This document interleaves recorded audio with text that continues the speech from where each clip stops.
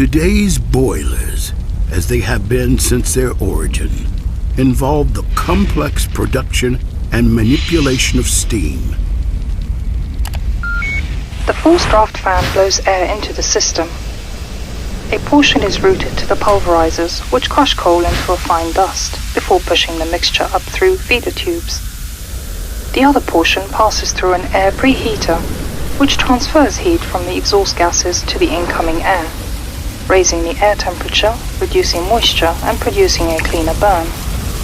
The hot forced air and coal dust converge in the windbox, where the mixture is blown out through burners and ignited inside the firebox, transferring radiant heat to the water-filled tubes.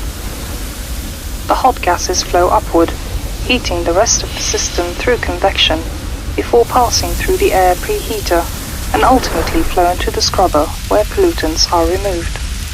Liquid water is pumped into the system at the economizer. Gradually, it's heated to base temperature before gathering at the steam drum, the system's main distribution hub for circulating water and steam through the boiler. Liquid water flows through large tank-comers and into the base of the firebox.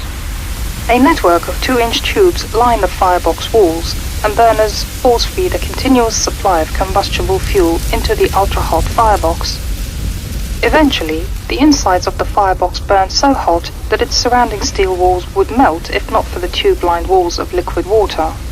At the point in the cycle when the liquid water turns to steam, the steam separates and collects at the top of the steam drum.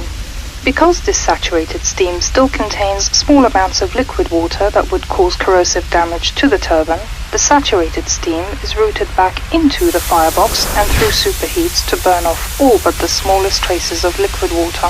This dry, superheated steam then exits the boiler, passing through a steam locker and ultimately providing power to the spinning turbine, which generates electricity. Finally, exhaust steam, now at a lower temperature and pressure, is sent back to the boiler through a dedicated reheat stage.